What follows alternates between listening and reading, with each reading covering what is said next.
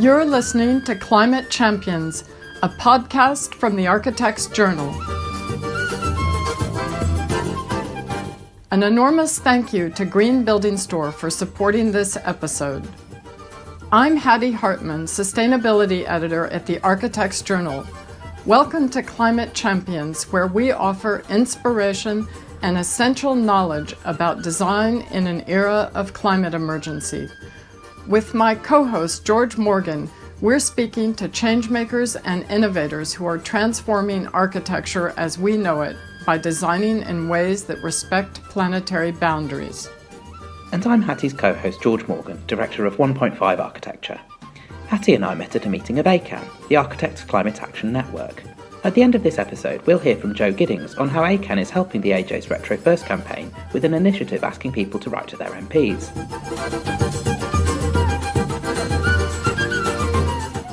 That there's a problem with the perception of sustainable design as being, a bit hair shirt, and I think it's one we've really got to tackle. We need to embrace this and work out what it could be. People aren't embracing it because they just think it's ugly, and we just need more projects that show it doesn't need to be. It's just has to be a bit different. In this episode, we speak to Annalie Riches, co-founder of Mikhail Riches and winner, along with Kathy Hawley, of the 2019 Stirling Prize for Goldsmith Street, a passive house social housing project in Norwich. Annalie explains what her practice has learned in hindsight by taking a good hard look at Goldsmith Street, why passive house is not enough, and the critical importance of learning from completed projects. I first met Annalie over a decade ago when she had just completed Clayfield, a passive solar scheme in Suffolk. Annalie, since then you've reconfigured your practice, completed several award-winning housing schemes, are currently on site with the refurbishment of Park Hill Estate in Sheffield, and you have a large scheme in the pipeline in York. You've also been a key player in the Velo City proposal looking at how to provide new housing in the Cambridge-Oxford corridor. We're delighted to have you as our guest today. Mikhail Riches is evolving from a design-led practice to one that is engaging seriously with sustainability. Could you talk about your journey towards putting sustainability at the heart of your design process? Were there any key light bulb moments? I think one of the main light bulb moments was when Bureau Happold conducted a really in-depth post-occupancy analysis of Clayfield, which they funded. And we found out a lot from that, particularly that if you design with the sun in mind, then you reap benefits. So for social housing, if you can just consider that one factor, basically the environment we live in, and design for that, you can seriously impact fuel poverty. So for social housing, when it came to Norwich, it felt like a kind of no-brainer to try and harness free winter sun to benefit people. We learned lots of things from that post-occupancy analysis. We learned vital things about human behaviour, that whilst as architects we can take on so much, we can responsibility for trying to make things sustainable. We cannot really affect human behaviour. People choose to do things. We can't affect that. So it's really working out where we have the most impact. And certainly heat loss and fabric are the things that we can have the most impact in terms of fuel savings. If people want to water their garden 100 times or have a hot tub, or, we can't alter that. And we just got to accept that people either buy into the principles or they don't. Well, it's music to my ears that you should say this about post-occupancy evaluation, because I've been writing about this for years and it is now slowly gaining traction. I've just spent most of lockdown working on a book about precisely this topic with Judith Kempion and Sophie Pelsmakers. It's called Energy People Buildings, and it's due out in March. What were your main takeaways from the Clayfield post-occupancy work? It was a very in-depth post-occupancy analysis. It was a year of recording every single house, not just in terms of energy use, heating, electricity, water, but they also had sensors on every window measuring. They measured the sun, the rain, the temperatures on the and let's remember this was before really the computer modelling that allowed us to predict those things became mainstream. So now we can predict the performance of buildings really well. We don't necessarily need to do that kind of analysis. And then they found, after a year of recording, they found big discrepancies in the way people use their homes and energy use. So they met people and they asked them lots of questions about how they use their homes, trying to establish why people were using loads of energy and why some people weren't. And that was really interesting as well. A lot of people just didn't get thermostats, just fundamentally whacked it on at 24. And interestingly, looking at the relationship between the temperature you set a thermostat at and the amount of energy you use, it's exponential. So, yeah, it's fascinating what we discovered from that. You also trialed some particular sustainability technologies, I guess you call them, such as centralized biomass and rainwater harvesting. How did those things pan out? They were, again, very interesting. I think the biomass, whilst great in principle, particularly for a site in a rural location, had problems. And there was a gas backup boiler and it ended up working more than it should have done. And I don't know whether they've overcome those teething problems. It would be interesting to find out. The rainwater harvesting, again, was fascinating because they were monitoring the tank. So the tank was shared between 6 households because it was cheaper to put in a big tank than lots of smaller tanks and provide a bigger capacity of storage for less money. But actually what they found out was that the tank was suddenly draining and they didn't understand why. And they found that because it was a shared resource, that people saw their neighbour watering the garden and so they thought, oh my God, that's our shared resource and I'll water my garden. And it was just draining down. So it's really, this kind of, we have to anticipate that this form of human behaviour, which is, with limited resources, people tend to overuse them. Limited share resources. I think it's called the tragedy of the commons, isn't it? So, So as a medium-sized practice, how do you keep up with rapidly changing technologies and approaches, like what things are worth doing and what aren't? It's difficult, isn't it? Because the issues that we're tackling are so vast and complex, but they also change so regularly. Because even in the space of Goldsmith Street, the focus on biodiversity has changed massively. And also, there are gas boilers in Goldsmith Street because they were the most sustainable energy source at that time. And now the grid's decarbonised, they're not. And unless we learn from what we do, we don't stand a hope of making positive changes. So taking a long, hard look at completed projects is really important. You're going to find out stuff you did wrong. So it's quite hard to do that. But also, we're not going to learn unless we actually work out what we did well and what we did badly. So for Goldsmith Street, we've done analysis on that to try and work out how we could have done it better. Is there actual monitoring going on at Goldsmith Street? There is a limited amount of monitoring because it's social housing. The council don't feel it's appropriate to make people feel they're being watched, and I completely get that. There will be monitoring, and people who are using more electricity than they probably want are being offered an opportunity to be able to find out how to use their homes more efficiently. But what we've done, now we have the passive house model, is we've actually taken that existing model and we've changed it to try and work out if we could have improved their performance through design. Because fundamentally, making passive house affordable for local authorities is something we're really keen on doing. So if we can make it cheaper and easier to achieve, then more people will take it up. Do you think you can bring that number down? Wasn't it about 8 to 10% over what you think a conventional project? Is that right, in terms of cost? I think we wanted to find the effects on solar orientation in passive house because I think a lot of people have been designing passive house schemes and effectively just improving the fabric to make them comply, which obviously costs money. That's really interesting. you can make probably almost any scheme passive house, but it just costs more and more money. So what we've been trying to do is kind of go from the other direction, is what's the cheapest passive house? How can we design it in a way? Is overshadowing important? Is form factor important? What's the most efficient form? What's the most efficient orientation? And so we've used our passive house existing model to turn it round, to extend it, to try and work out how we could have done it more efficiently. Before we move on, other light bulb moments along the way that you would point to, like all the work that you did with your hands and, understanding how things are put together, model making, all that, how does that feed into your understanding of detailing to avoid thermal bridging and all the things you have to now take into account?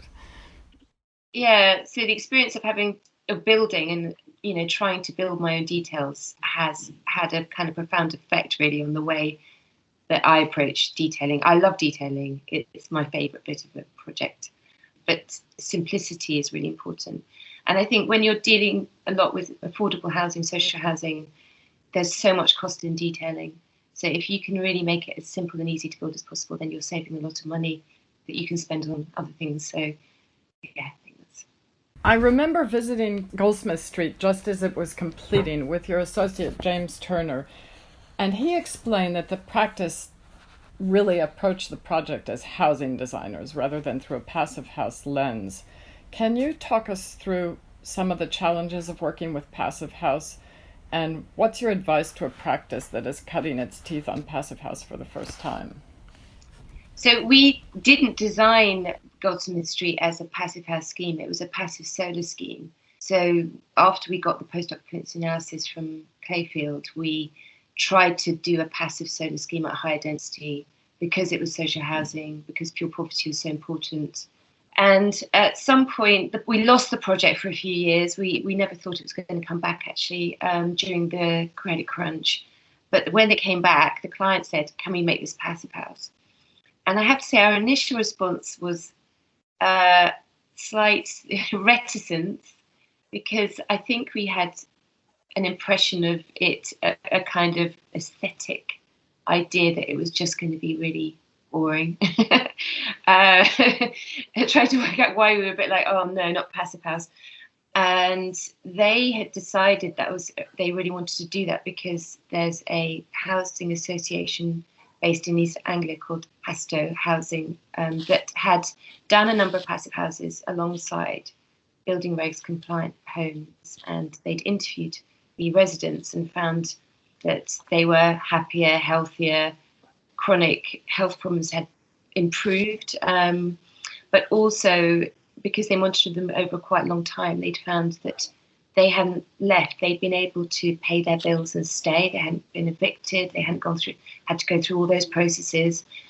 And we have to acknowledge that a lot of people out there are struggling to pay fuel, bills and food, and it's food that they end up foregoing. And we learned a lot along the way, which we'd be happy to share. Just things like, one saw pipe's good, helps. It's all a model, you see. Door thresholds, we had big sliding doors onto the garden, the typical thing but actually we've had to change them into windows and have one door at the back because thresholds are a big issue. I mean, there's lots of things you end up learning. You have to let go of the things you think are aesthetically important to make a modern home in the journey. I listened to your and David's talk on the Architecture Foundation's 100 Days Studio about Goldsmith Street. Really fascinating. I highly recommend it. One of the listeners asked if you would do a manual to explain all the things you've learned. It seems like such a good idea. How do we get this knowledge out there so people can just do it? That's why we're doing all this analysis on Goldsmith Street, because what I was trying to say in that talk was, as architects, we need to embrace that. And I think there's a real problem with people thinking that it's just all a bit ugly. Losing that big kind of dream of sliding open your doors is gone if you're looking at, not necessarily, it all depends on other factors, but certainly what we found in the way that we've modelled Goldsmith Street was solar orientation is incredibly important, not so much for winter solar gain, although it helps. But in terms of overheating, we really need to be avoiding east and west windows. And we've got some graphs we're happy to share that show Goldsmith Street rotated 360 degrees, and the impact of overheating is phenomenal. I think we're now trying to orientate everything as south as much as possible, or be mindful of window sizes to the east and west because of overheating, not because of heat loss. So I recall your colleague James saying, and this was a year and a half ago at least, that no one in the practice had actually undertaken PHPP training, that you were working with, I think it's Warm Associates. Is that still the case? Do you prefer to outsource that expertise, or are you considering training up some people or hiring that in, having that in-house? It's something we debated a lot, and actually there are some people who have had basic training now so that they can have a very kind of initial early master plan stage assessment of a scheme. I think the conclusion we've reached is we quite like working with Warm, and that we do different things. And at the moment, we're not planning on getting anyone qualified because they're really good at it. And maybe it frees us up a bit to think slightly differently, because let's face it, Passive House is a program that requires you to input information and then test it. It's an iterative process. And I know that other people are developing programs. So we're working with Expedition, who have a program that does a kind of analysis from the very beginning of it. But the actual Passive House program itself is quite labour intensive. What do you think, George? You've done the training. I think it depends on what the sort of scale of the practice is, possibly, and what your focus is that you're looking to do. So I thought it would be valuable to be able to do that in-house as a small practice. I mean, I think really Passive House is massively important, and I believe every single new home built needs to be Passive House compliant. But we need to think about other things. You know, the biodiversity is now a massive thing we need to consider, and water use and energy, and Passive House is a part of it. And I don't think we should lose sight of all those other issues and just focus on Passive House. There's a level of architects getting kind of a bit more climate literate and a bit more, at least understanding the principles of Passive House. I don't think it's necessary that they all go on the course to be certified designers. But yeah, getting more, like you say, kind of understanding the impact of orientation and form factor and the kind of the main things. And also that there are constraints that you'll need to be dealing with. Another kind of big issue at the moment is embodied energy. So yeah, Goldsmith Street was designed about over 10 years ago.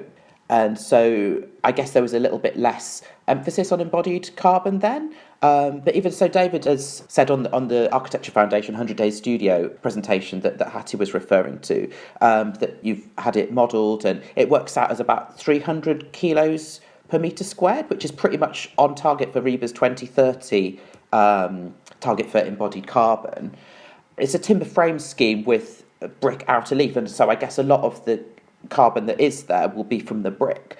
Yes, it's got cellulose insulation as well, and you know we were mindful of embodied carbon, so we were going for low carbon construction. It'd be great if someone made a brick that wasn't, that was, because let's face it, clay is a natural material, but someone just needs to fire it sustainably, and then it's just going to be amazing. But when we did Clayfield, that was a project where we were completely mindful of embedded carbon in the construction and used lime hemp, and it was a very difficult process on site. I think we were quite stressed by the process. It was one of the first projects in the UK that had that. It was difficult on site. The guys only had a half-day training course. They were concrete sprayers and they were spraying lime hemp. But I think that we loved that product. The houses felt really wonderful, acoustically warm, and there's just a good feeling in those homes. It's really hard to describe. They weren't reverberant like you get with plasterboard.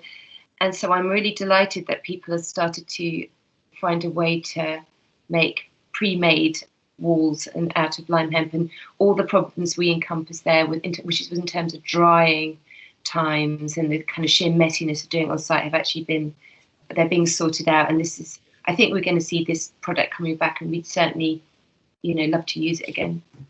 Because it's an interesting thing of how much we need to change what materials we specify and how much the materials themselves need to change. Like you were saying, with bricks being fired in a more sustainable way. Yeah, it's a kind of interesting question of who needs to move. Everybody needs to move, I think, is the answer. Wherever you are on your Passive House journey, Green Building Store can support you in the design and construction of Passive House buildings. We offer triple glazed windows and doors, MVHR heat recovery ventilation, specialist insulation and airtightness products, as well as consultancy. Visit greenbuildingstore.co.uk to discover our vast library of free resources and find out how we can help your project.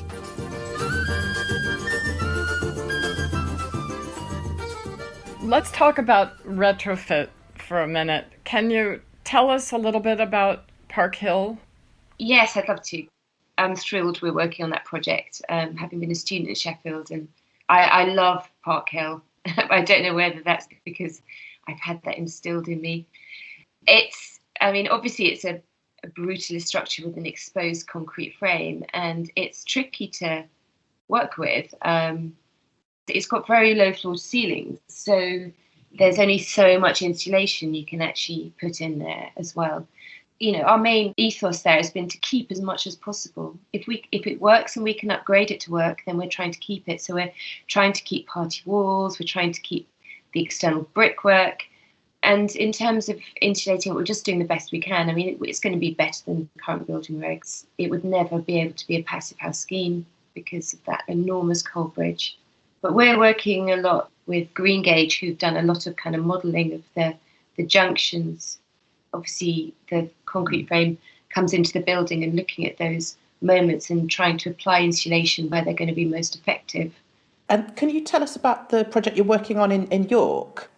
Yes, it's a really exciting programme across potentially 9 sites in York, and maybe more, which is for zero carbon homes. And of varying scales, and the sites are all very different, but the client, York City Council, is very ambitious.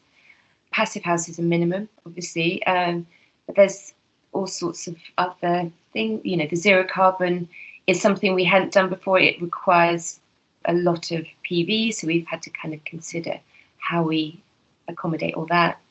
And we're also looking alongside it at carbon in construction. Can you talk a little bit about the sort of landscape and biodiversity angle of that project? That was one piece at Goldsmith Street, not so much the master plan, but those back gardens that worried me a little bit. Are they really going to work as shared space? And it'd be very interesting to know, especially during lockdown and all that beautiful weather we had, how it's panning out. But you've incorporated a lot of those ideas also in the early schemes I've seen for York. Yes, that was a big risk. That was the bit of the project I was most nervous about, was those ginnels or alleyways, whatever they are, and how they'd be used and whether they'd be annoying for people. Actually, we were really delighted to find out how well they worked. And I think we'd had conversations with the client, Norwich City Council, and said, what if they don't work? And they were like, well, it's okay, we'll just make them into, they were the routes to the bin stores, they were where the guest meals are, they'll just be service alleys, they're fine. But they've been really used, and everyone's loved them, and families have met, children have met. We are proposing them on other schemes. As zero carbon schemes, do you think passive house is the only way to actually achieve zero carbon, or what are your thoughts on that? Yes, I think it probably is. It's got to be a minimum in terms of the performance of fabric to achieve zero carbon.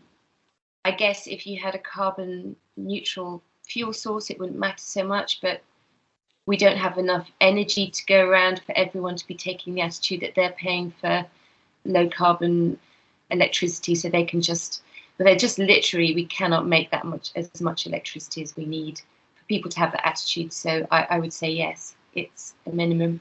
More and more people are saying that it's impossible to tackle the climate emergency at the scale of individual projects, and that we really have to work strategically at the urban scale to make a difference. Maria Smith told us in our first episode that one of the reasons she's joined Bureau Happold is to work more strategically at a municipal scale and larger. Now, you've been working at the regional scale in the VeloCity project. Can you tell us how that project came about and what you're proposing? Yes, that project came about. It was a competition that was launched by the National Infrastructure Commission for ideas about where to put new homes on the Oxford to Cambridge corridor, alongside high-speed rail link, but also a new road. And that is a very congested part of the country already, and the new road's just going to fill up. And we wanted to unpick it in a way that meant that people could live and work and travel without increased congestion. We're going to have a different type of infrastructure. It's going to be cycling, walking alongside high-speed rail. And when we looked closely around the proposed new stations, I mean, it was just villages. And so, obviously someone's going to do a new town, there's going to be urban extensions, but villages are untouched and somehow preserved in aspect, but very, very close to existing rail links. So it's a slightly controversial idea of why don't we make villages work again, put back people.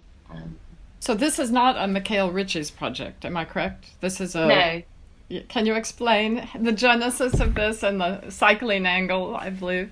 So I met the talented team of ladies on Pedal, which is a 300-mile in 3-day bike ride that's alternative to MIPIM, really, a low testosterone way to cycle and meet people. And actually, I think there's a lot of chat that goes on. So it's really for a property industry professionals to meet, cycle around. So when this competition came up, I just thought it would be ideal to get together a group of people from that ride to kind of look at cycling. So did you cycle around the place to... Of course we did, yeah. Because one thing I thought was interesting about these VeloCity ideas was that as architects, we spend a lot of time and energy thinking about energy in use and embodied energy in buildings. But if you're driving to them, the energy from the transport can be more than all of that. So it's pointless doing a really super eco scheme where you have to drive to it. That's what VeloCity was about. It was like a holistic, joined-up view. So we were, architects, planners, engineers, all working together on this idea to make sustainable places. But, I look at places like Paris, I lived in Paris. No one would have dared cycle around Paris when I lived there, which is 30 years ago now. But they've changed it into a cycling city, and they've given cyclists the right of way. So now you can set off around Bastille, the roundabout, and people stop for you as a cyclist. They've done it. Look at places where they've achieved it. Another interesting thing about these VeloCity proposals is the emphasis on density in villages. A bit like sort of Gordon Cullen townscape ideas of fighting against dispersing everything and actually for what's a bit more like a traditional settlement pattern, and then making space for more genuinely natural spaces elsewhere. So yeah, how does that go down? You've tapped into my my biggest rant, actually. I've got a thing about density as a metric because it's what's used. People fixate on density without really understanding what it is.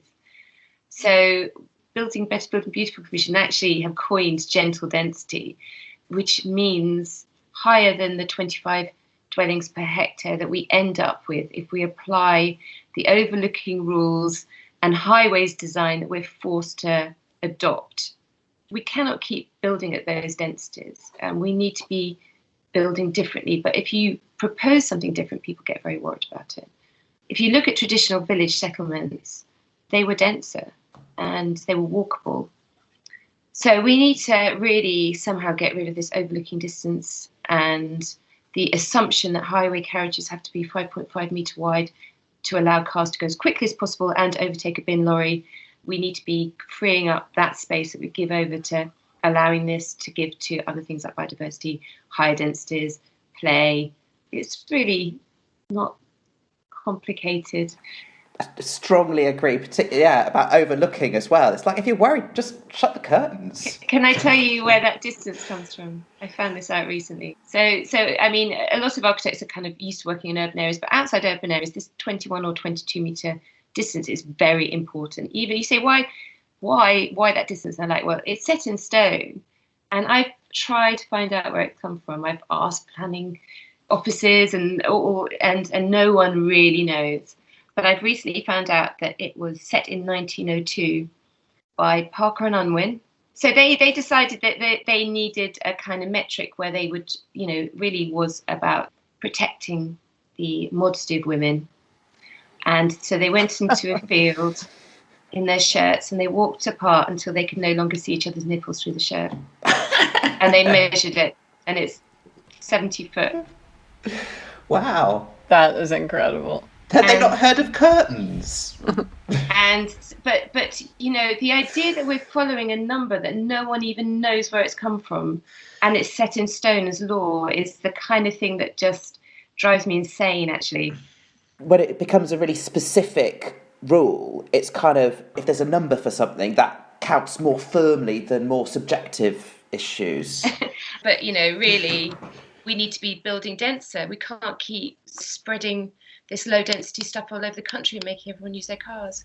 It's an incremental thing. You need to provide a way for people to change their behaviour. And then the more people that use it, the more people will consider using it themselves, and it will change. So unless we provide a framework for people to do something differently, things aren't going to change. Well, as you say, it's happened in Paris. I saw that you've set out a timeline for Velo City, roughly 2 years to establish an initial framework, and then 20 years, practically a generation, to shift people away from car dependency. Can we really afford to wait that long? Well, unless we get some kind of top-down legislation, it's difficult, yes. How do you make change? I think that's something we're struggling. I mean, with Goldsmith Street, I was hoping that just demonstrating it was possible to build, affordable passive housing would have a change. And I've heard that it has actually had a change, that people's clients have said, oh, maybe we could look at passive house. So I wanted to ask you a completely different question while we're still on the subject of, I know you've been doing lots of cycling. On your website, you mentioned that you spent several months as a circus performer. Can you still do static trapeze? Have you? I have a static trapeze, but I don't have space for it at the moment. I don't know is the answer. I haven't done it for a long time. I still have my trapeze. I've just found out this morning I've got planning to build a house where I live, and I'm going to put it up there. Fantastic. That's fantastic. So let's talk about your practice for a moment. How many are you currently, and how have you weathered the pandemic? We're 24, and I think we've weathered it well, actually. We were early adopters in home working, and everyone's embraced it, and we've had to find ways around things, but they seem to be working, and we're continuing with projects. I mean, Park Hill's still on site as well, so finding ways to do that remotely. For me, it's been a game changer, really, because I live in Whitstable. I don't live in London, and I don't need to commute so much. So there are positives, although, as you mentioned, the homeschooling, an 8-year-old and trying to work hasn't been massive success.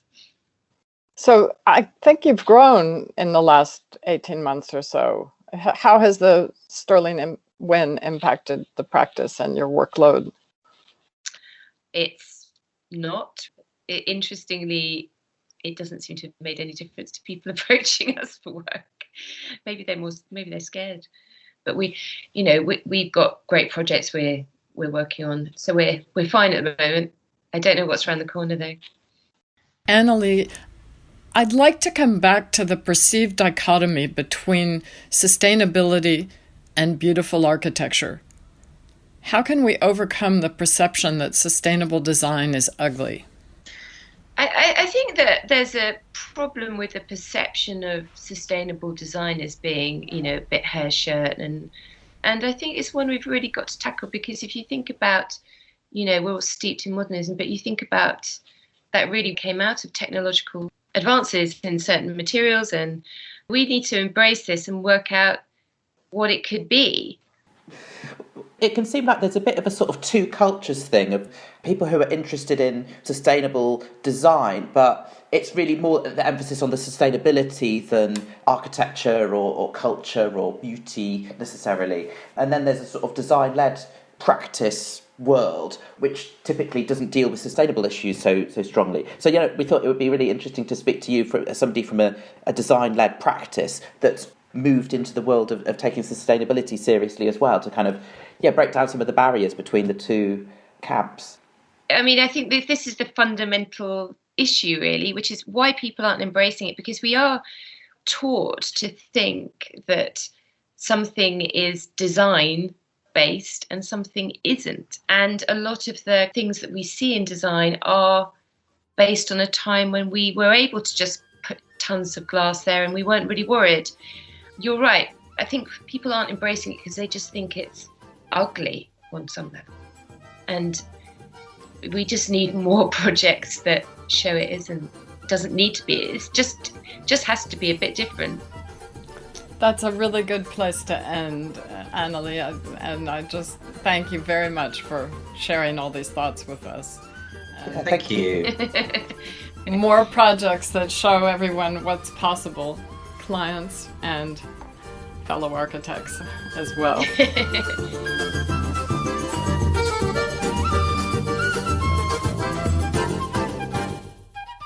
So now we're joined by Jo Giddings, co-founding member and campaigns coordinator of ACAN, the Architects Climate Action Network. So, Jo, listeners are likely to have seen the AJ's Retro First campaign, promoting low-carbon retrofit rather than demolition as the preferred option, and deconstructing buildings along circular economy lines so that parts can be reused where retrofit isn't suitable. So, how does this relate to the work of ACAN? So, one of the pillars of ACAN's work is decarbonising construction. And the construction industry directly causes around 10% of the UK's total carbon emissions through its consumption of materials and resources. So one of the simplest ways that this material consumption can be reduced is just by reusing and adapting the existing building on site rather than demolishing it. As the AJ's Retro First campaign calls for the government to introduce policy that prioritises this, that is a cause that is central to ACAN's aims. And what are the barriers to this happening more? VAT, regulation? Yeah, one of the biggest barriers is VAT, because it's charged at 20% on retrofit, whereas new build is exempt. This just provides a huge financial incentive to demolishing and rebuilding, and this, coupled with the ease at which it's possible to gain planning permission to demolish, often it isn't even needed. That means that the new build is just the default option. What is ACAN calling for people to do? We are asking people to write to their MP using a template letter that we have written to make it really easy. The letter asks your MP to raise 3 questions with government ministers in 3 departments: the Treasury for VAT, MHCLG for planning policy, and the Cabinet Office for procurement. And we're simply asking people to copy the letter and send it via email to their local MP. It will only take 5 minutes and it could have a big impact. Okay, fantastic. So where can people find out more? You can find out more on the ACAN blog, which is at architectscan.org/blog, or by navigating to the Architects Journal's Retro First page.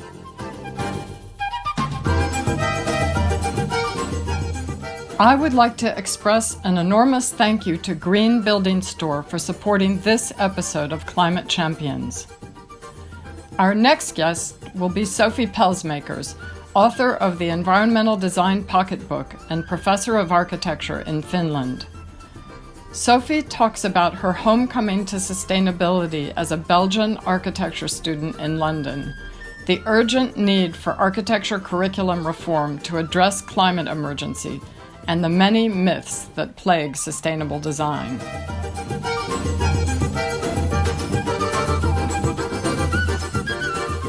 You can find out more about both Annalie Riches and ACAN on the Climate Champions webpage at architectsjournal.co.uk, where you can also send comments and subscribe.